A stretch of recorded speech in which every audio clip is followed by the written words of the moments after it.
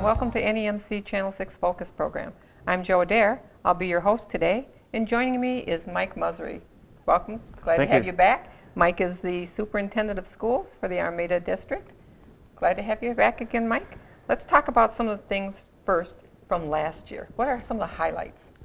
Well, we had a lot of highlights last year. We sure did. Where to begin is kind of the hard part. I'm going to start at the high school level.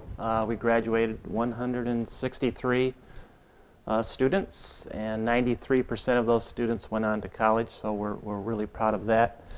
Academically, they had a fantastic year. 6 of our students were Macomb County All-Academic, and that's the most that the Armada has had in a long time, if not ever. Our high school band program received a Division I rating, as well as the middle school orchestra received a Division I rating for the first time. You know, our athletes did very well. We had 70 different athletes in 9 different sports that participated in the MHSAA state championships. We're very proud of that. Armada has never had a state champion, but we're getting closer. We're working on it. We're working on it. We're getting closer. Again, scholarships were incredible. Our seniors earned over $3 million in scholarships last year, and that averages over $20,000 per student. So that speaks volumes. We're really proud that our kids were attending 30 different colleges this fall. Mm-hmm. Our test scores were fantastic. The top to bottom ratings just came out, and our high school is ranked 2nd in Macomb County out of 28 public high schools, and that's up from 3rd last year, so we're maintaining a standard of excellence. Overall, it was a fantastic year. Something else I want to add with the graduates. Mm-hmm. Last year we graduated outside. The ceremonies were outside. It was beautiful. I loved it. It was beautiful. The students came up with that idea, the class of 2014 students. I've been told in the 70s they may have done an outdoor ceremony at the fairgrounds possibly, mm-hmm. but since that high school opened, I think in this, you know, it's 1977, most of the ceremonies were in the gymnasium. Mm-hmm. In my first go around, the temperature outside was 90 degrees, so that means the temperature on the inside was a good one, right. Well over 100. We passed out water to everybody there, but we tried it outdoors. It was a success. It was. I loved it. The students loved it. The parents loved it. I'm glad we listened to our students. Yeah, and it's a nice venue. Well, you know, we listen to our students all the time. I have middle school and high school student advisory committees that advise me on the ins and outs of what's going on in each building and what changes they'd like to see. Mm-hmm. And I like your open door policy. Sometimes it's good, sometimes it's bad, but mostly good. Yeah, on the days when you're really busy, it's not so good. Okay, now let's move into a new school year. What's some of the changes, some of the new highlights that you're looking forward to this year? This school year, we are opening the Armada Conservatory of the Arts at the high school. Mm-hmm. It's going to be a 4-year program. We're starting this year, so it's just freshmen, and that's for all of our fine arts programs. We developed over the summer, we've been working on something called a black box. A black box is a room that will be, the teacher's Robin Capruccio, and she'll teach her classes in there, and we'll also have performances in there. It's called a black box, and everything's black. The curtains are black, the floors are black, the walls are black, but it helps with performances. Now, does that have like an effect? They have to wear certain colors, or no, not at all. It's just the environment. You won't see this much in a high school setting. Some colleges will have that, so it's kind of unique to Armada. We're excited about that. You know, we have several unique programs, such as our renewable energy program, which won the 2013 Michigan Best Award. The population in the high school is quite large this year. Grades 9 through 12, we've got 733 students. So we had to actually move a couple classes over to the Burke Street, Prospect Street facility. So our health occupations and our EMT programs are over here this year in our building. It's good that you're utilizing more and more of this building. We do what we have to do. It is kind of an interesting dynamic with the large high school grades this year. One of the new things that you're going to have implemented this year is the self-defense training. Yeah, we had an unfortunate incident that happened in the community in the summer. So as part of our physical education curriculum, we're working with TNT out of Romeo. And my new assistant superintendent of curriculum, Phil Jankowski, is working with them to incorporate elementary through high school self-defense training. It's unfortunately, you know, it's necessary. Our kids won't live in Armada. A lot of the kids won't live in Armada, and when they go off to college, they need to know what to look for. They need to be prepared in the real world. Unfortunately, we're kind of unique out here. We're small. Everybody knows everybody. That makes you comfortable, right. And sometimes you can get too comfortable. But you know, that awareness always needs to be there. It doesn't hurt to teach awareness, and we're not putting fear in our students. We're just making them aware. Good. Speaking of teaching, admin, you're moving some things around. Some people are doing some different job descriptions this year? We had our curriculum director and academy director left for Ferndale, so that allowed us to take a look at what we want to do with our administration. We're excited with our new high school principal, Lori Wilson. She's bringing a lot of energy from Warren Mott High School, so that'll be a nice fit for our community, I believe. Phil Jankowski is now the assistant superintendent of curriculum, and Phil's been in our district and done a fantastic job at the high school level, and he's welcoming his new opportunity, and we're looking forward to good things with Phil.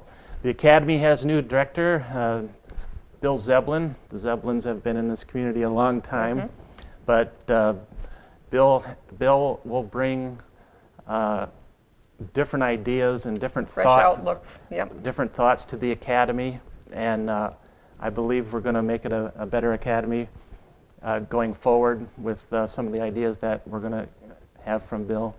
Well, some of the awards and the achievements that we've had with that academy throughout the years has just been amazing. Well, we're very proud. Last year, our academy students averaged over 28 on the ACT. On average, that's very impressive.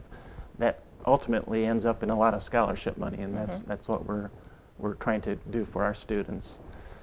But you know, other administrators, Mark Gashevsky, who was the assistant principal at the high school for a number of years, this year he received a promotion. He's the associate secondary principal, so he'll be spending basically his mornings at the middle school working with them and the afternoons with the high school. So he's excited for that. In central office, we've got a new business manager, Heather Urbanik.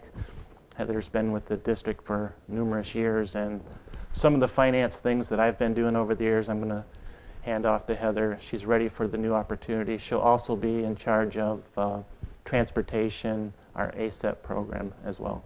Okay. So, transportation. I know there was some issues here lately regarding the buses. Yeah, we had some concerns about students, middle school students walking from the village. For the last numerous years, they've been walking that mile. Unfortunately, we're not able to add new buses or new bus drivers, but what we've done here in the short term, after school, the students are in the middle school, they can opt to go to a study hall situation for an hour, and then they walk over to the elementary and hop on the elementary village run.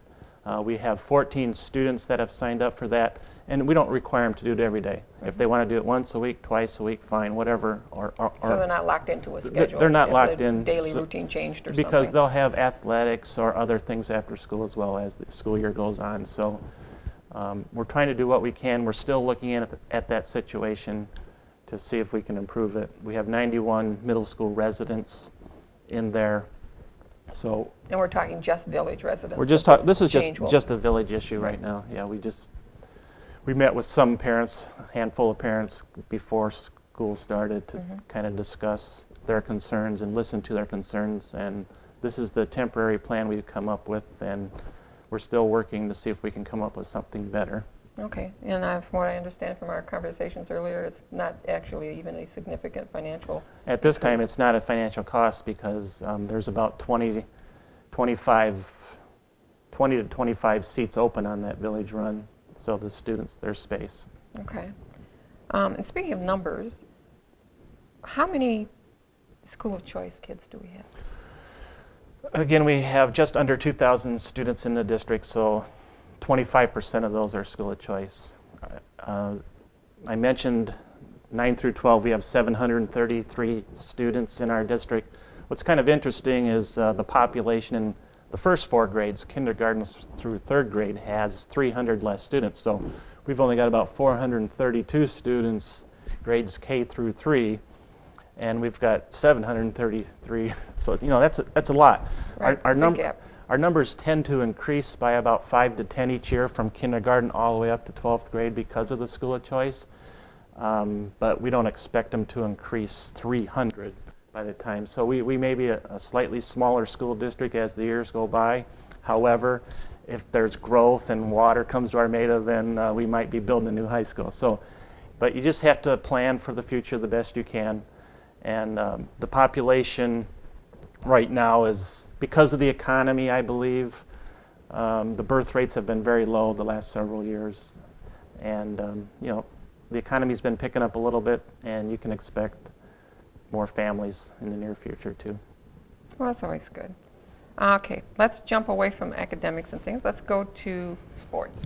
Sports, like I mentioned, last year over 70 athletes in 9 different sports went on to the state competition. So we're shifting a little bit of paradigm. We're getting better in a lot of different sports. Last year, our boys and girls teams were undefeated in tennis, and that our tennis programs have always been very strong. We've got a Hall of Fame coach for our boys, and we've got a state coach of the year for our girls. So we've got some outstanding coaches at that level. Our volleyball team last year won 37 games, and we're runner-up at the MHSAA regionals, and they have a lot of players back, including a Division I volleyball player who's going to be playing. Brittany Maxwell will be playing volleyball at DePaul in Chicago next year, so we're really excited for that. But before she goes, we want her to accomplish all her goals here in high school, and the team's off to a very good start. They're 3-0 in the BWAC, and they did real well in their first tournament. Other teams that are doing well, again, boys tennis this fall. They're undefeated in the BWAC and hoping for another BWAC title. Our girls golf team is off to a strong start. I believe they're 5-1 in the BWAC, which is, actually they're not, the golf team is not in the BWAC. They're in the Independent Golf League because there's not enough golf teams in the BWAC. But I believe they're off to a 5-1 start, doing very well. We're optimistic. The Todd Stump era has begun in football. We're optimistic we're going to get 6 wins this year. We played the tougher teams first. We're 1-2 right now. That's good. But we're hoping for some good things to happen there. Our homecoming is next weekend, so we're hoping for good weather. Last year we had homecoming. Yeah, that's always priority. Let's get some good weather for that. Well, last year we did homecoming on game 9, which was not ideal, but the reason we kind of did it last year for game 9, we combined the arts and athletics. Our fine arts program tried to get Katy Perry here. Oh. It was her birthday, and she did this national competition, and we sent in a roar video as part of the ABC competition that was going on out there. But she didn't come to Armada. It's her loss, but you know, we gave it our best try. But other sports, we're optimistic that a lot of our teams will do very well. Last school year, 5 of our kids were the MVPs in the BWAC in their individual sports. So we've got a lot of good athletes, and I'm proud. I'm still wanting that sign one day in Armada when we drive into town to say, "Welcome to Armada, home of state champions." I don't care whether it's robotics or whether it's golf. And we came close last year because our robotics team was 2nd in the state, and they were 2nd in the world competition in St. Louis. It's really impressive. It's really impressive. So we're excited. I mean, our cheerleaders finished 5th in the state, so we're getting closer in certain sports. It's going to happen. It will, absolutely. And like you said, we've got so many energetic kids, and when we talked earlier, you mentioned that there's some changes in the school, that you're having someone come out and show us different colors and things to stimulate. Right. That's part of our curriculum. Michael Becker, an English teacher, has partnered with Depop and several students. Depop is a design company that puts pizzazz back into their business world, and they're expanding into schools. So We're going to try brighter colors and some different formats for tables and counters and that sort of thing. It'll be a pilot program which will probably take off second trimester, maybe third trimester. The board approved it last week. So we're going to redesign a classroom. We're going to bring it new energy, new colors, rather than the traditional rows that we've been sitting in for over 100 years, to see if that stimulates our students and improves achievement. That's what we're after. But I think one of the most important parts of that whole project is we had students help design it. And that's kind of unique for Armada. A lot of changes that we make are based on student recommendations. Right, and their input is so important. Yeah, they live it every day, so they're in the field. So we do listen to our students. Well, that's good, and that's commending because it gives some self-assurance and some self-pride to the student too. Right, and you know, I helped on that. Yeah, or, I did exactly. that. When they come back and visit us for the homecomings. Right, right. Yeah, it's very important. Tradition's very important. Exactly. Let's talk about the school board. We've always had an outstanding school board. Armada is unique where we have a great partnership with our school board, our administration, and our staff. We work together very well. This year there are 4 board seats up. We have 2 board members that are not coming back. So we have 2 incumbents that are running unopposed. And those are 2 6-year positions that are available this November, but there's also 2 4-year terms that are up right now. We have a gentleman that's running for one of the seats, but we do have a vacant board seat right now that will require a write-in candidate. So if there's anybody that's very interested in education and you want to dedicate a lot of time to improve the education in our community. And it's a write-in because the ballots are already set. The ballots are already set, so Okay. you can contact Kathy Campbell in the superintendent's office and she'll provide you with the information you need on how to be a write-in candidate. Well, that's good information, and that's something that, if you're thinking about getting involved in the school and having your voice heard and having some input into some of the things that Mike has talked about and some of the things that your kids come home and talk about, that's a good way to get involved and be able to participate in some of the decisions that's made for your school district. So that's about all we have for today, Mike. Well, Unless you've got a thanks. couple of closing comments? No, this is my 3rd year as superintendent, and I'm hoping the 3rd time's the charm. So I think we made a good choice. I think I'm looking forward to another school year. The kids are excited to be back, and so far so good. Thanks for joining us, and thank you for joining us. This is Jo Adair, and I'm with Channel 6 Focus Program. So join us again.